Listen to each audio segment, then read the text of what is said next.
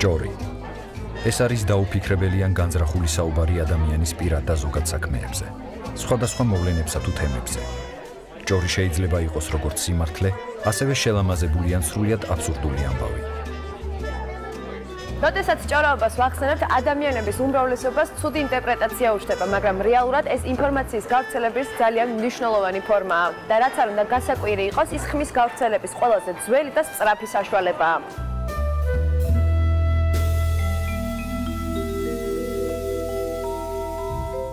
ზოგადად ადამიანებისათვის დამახასიათებელია ერთმანეთით დაინტერესებულობა. ჩვენ ყოველთვის ვცდილობთ გავიგოთ, მოვიკითხოთ ერთმანეთი. თუმცა ჭორი ასეთი ტიპის დაინტერესებას არ გულისხმობს. ის ყოველთვის გულისხმობს დამახინჯებულ ინფორმაციას, რომელიც შეიძლება იყოს ნახევრად სიმართლე ან სრული სიცრუე. შეიძლება მამაკაცებმა გააპროტესტონ, მაგრამ გულის სიღრმეში ისინი აუცილებლად დაეთანხმებიან მეცნიერების დასკვნას, რომ კაცები ქალებზე მეტს ჭორაობენ და თურმე საიდუმლო შენახვაც არ შეუძლიათ.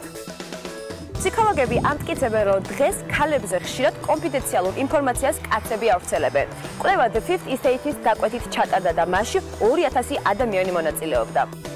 კაცებმა საიდუმლო 2 საათი და 47 წუთი შეინახეს. ექსპერიმენტის დროს მათ ქალებთან შედარებით 40 წუთით უფრო ადრე გასცეს ინფორმაცია.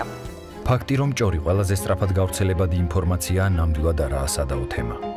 სწორედ ამიტომ კომპანიები, რომლებისთვისაც საზოგადოების აზრი და მისი იმიჯი მნიშვნელოვანია, ყოველთვის ცდილობენ დააკმაყოფილონ თანამშრომლების მოთხოვნები, რადგან ერთი უკმაყოფილო თანამშრომელი ნიშნავს იმას, რომ ის აუცილებლად სამსახურს გარეთ ილაპარაკებს უარყოფითად კომპანიაზე, რაც თავისთავად საერთო იმიჯზე აისახება.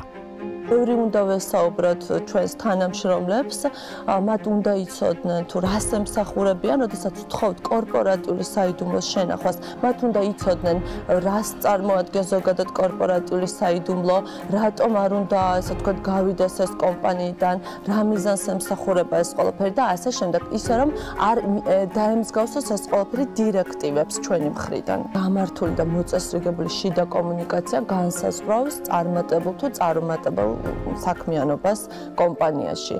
ის თუ რატომ ჭორაობენ ადამიანები, ალბათ ყველაზე უფრო ესეთი ზოგადი, ფართო გავრცელებული მიზეზი ამისა არის ის, რომ რაც უფრო მეტად განიცდის ადამიანის საკუთარი ცხოვრების უშინაარსობას, რაც უფრო ნაკლებად არის ორიენტირებული საკუთარი უნარ-შესაძლებლობების, ესე ვთქვათ, რეალიზებაზე, მით უფრო მეტად ხდება ის დაინტერესებული სხვათა ცხოვრებით. ახლა კი წარმოგიდგეთ 5 საუკეთესო გამოსავალს არც თუ ისე სასიამოვნო სიტუაციიდან. ანუ, როგორ მოვიქცეთ, როდესაც ჩვენზე ჭორაობენ. ნუ გაჩუმდებით და ნუ მოიქცევით, ისე თითქოს წარმოდგენა არ გაქვთ, რა საუბრობენ თქვენს შესახებ. თუ თქვენ სხვებს თავს მოაჩვენებთ, რომ აგორებულ ჭორზე არაფერი ხსმენიათ, ეს მხოლოდ შექმნის შთაბეჭდილებას, რომ ჭორი სიმართლეა. თუ ჭორი იმაზე სწრაფად ვრცელდება, ვიდრე გეგონათ, არ ჩამორჩეთ და აყევით ტემპს, ოღონდ პირიქით დაიწყეთ სიმართლის გავრცელება იმ ადამიანებთან, ვისაც ჯერ ჭორი არ გაუგია. ამით თქვენ მათ ნდობას მოიპოვებთ. არ დაანახოთ სხვებს, რომ გადარდებთ თქვენს ირგვლივ აგორებული ჭორი. არ გაბრაზდეთ, რაც არ უნდა მტკივნეული იყოს ეს თქვენთვის. თუ თქვენ შეწუხდებით და ამას სხვებიც შეამჩნევენ, ეს იმას ნიშნავს, რომ ჭორმა თქვენ ცუდ ხასიათზე დაგაყენათ. გახსოვდეთ, რომ სწორედ ამის მიღწევას ცდილობს ჭორიკანა, ასე რომ თავი მაღლა ასეთ და არავის მისცეთ უფლება დაგაყენოთ ცუდ ხასიათზე. მართალია ძალიან მაცდუნებელია, რომ არ აყვეთ სიბრაზეს და თქვენც არ დაიწყოთ თავის დაცვა სხვაზე ჭორაობით, მაგრამ იცოდეთ, რომ თქვენ მათზე მაღლა უნდა იდგეთ. გახსოვდეთ, თქვენ გინდათ, რომ გაფასებდნენ და პატივს გცემდნენ როგორც ადამიანს. თუ გინდათ ამ მიზნის მიღწევა, მაშინ მოიქეთით შესაბამისად და შეეშვით სამაგიეროს გადახდაზე ფიქს, რადგან ეს ისევ თქვენ შემოგიტრიალდებათ ცუდად. თუ იცით, ვინ ავრცელებს თქვენს შესახებ ჭორს, მაშინ აუცილებლად მოგინდებათ მასთან მისვლა და გასაუბრება. იყავით ცივილური და მშვიდი. დაელაპარაკეთ გულწრფელად და გაიგეთ მიზეზი თუ რატომ ჭორაობს თქვენზე. თუ მარტო მისვლის გერიდებათ, შეგიძლიათ წაიყვანოთ მეგობრები.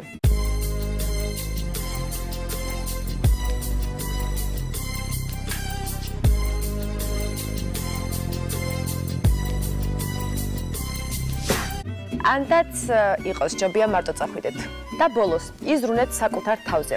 ჭორმა შეიძლება გაგაღიზიანოს, გაგაბრაზოს, ან დეპრესიაში ჩაგაგდოს. ნუ მიაქცევთ ყურადღებას, რას ლაპარაკობენ თქვენზე. თავარია გახსოვდეთ, ვინ ხართ და რას იმსახურებთ. დღესდღეობით თანამედროვე ეპოქაში ეგრეთ წოდებული ყვითელი მედიის საშუალებით ხდება ჭორის ლეგიტიმაცია. ამიტომ ჭორმა უკვე ამ შემთხვევაში მიიღო ერთგვარი საზოგადოებრივი აზრის და მასის ელიტაზე ერთგვარი კონტროლის ფუნქციაც და საკმაოდ ძლიერი ფუნქცია, რადგან ჭორი არ ითვალისწინებს ადამიანის, ესე ვთქვათ, პირად დამსახურებებს, სტატუსის, ეხება ყველას. მაგალითად, 2007 წელს კომპანია Apple-ის დამფუძნებელ Steve Jobs აუგორეს ჭორი, რომ ის საავადმყოფოში გულის შეტევით მოხვდა.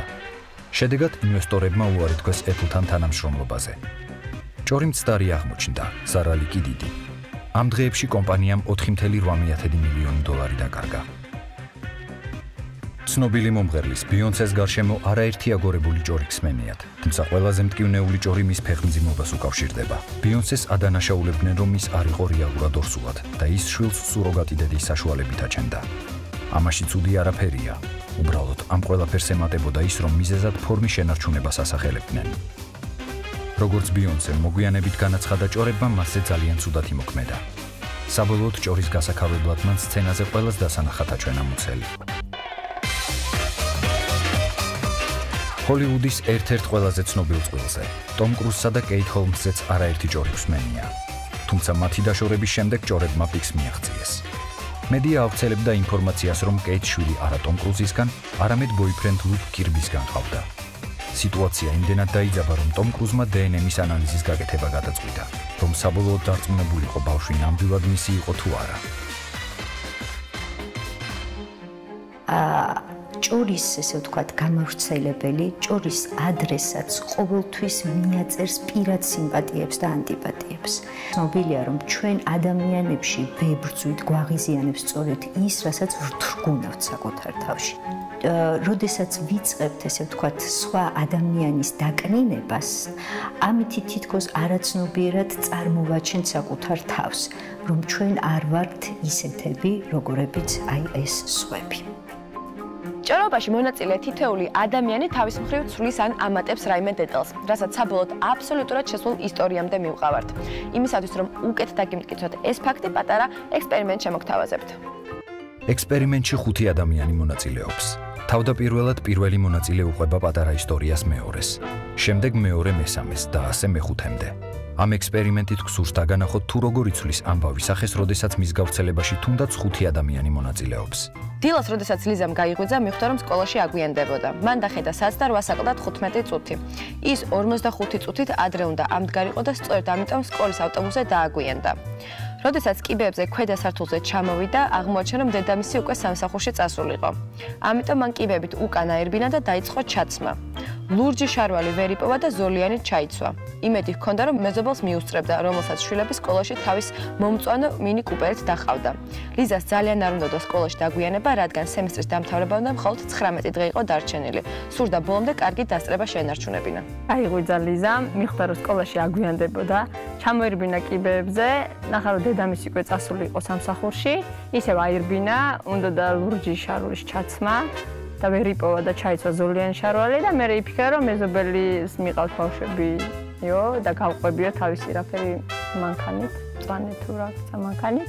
ლიზამ დილით გაიღვიძა, მიხვდა, რომ დააგვიანდა სკოლაში, თან უნდოდა, რომ ლურჯი შარვალი ჩაეცვა. მე გაახსენდა, რომ მეზობელი მიდის იქეთ მიმართულებით და მოდი მაგას გავყვებიო, იმიტომ მიზეზი ის იყო, რომ არ უნდა დაეგვიანებინა, რადგან ბოლო სემესტრი იყო და ლიზას დააგვიანდა ადგომა. ქარობდა თავის ლურჯის შავლის ჩაცმას. მე გაახსენდა, რომ თავის მეზობელი მეგობარი ინსტიტუტში მიდიოდა, უნდა გაყოლოდა მას. და ჩქარობდა იმასაც, რომ არ დაეგვიანებინა ინსტიტუტში, იმიტომ რომ ბოლო სემესტრი იყო და ადრე უნდა მოსულიყო.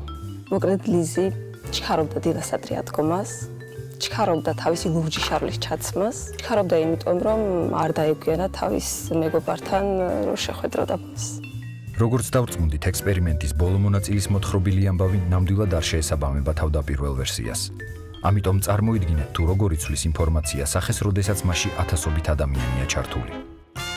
და ბოლოს, იცოდეთ, რომ ჭორაობა და სხვის ცხოვრებაში ქექვა არაფერს არგებელს არ მოგიტანთ. მაგრამ თუ მაინც გადაწყვეტთ ჭორაობას, შეეცადეთ ჭორაობის ობიექტი სწორად მაინც შეარჩიოთ.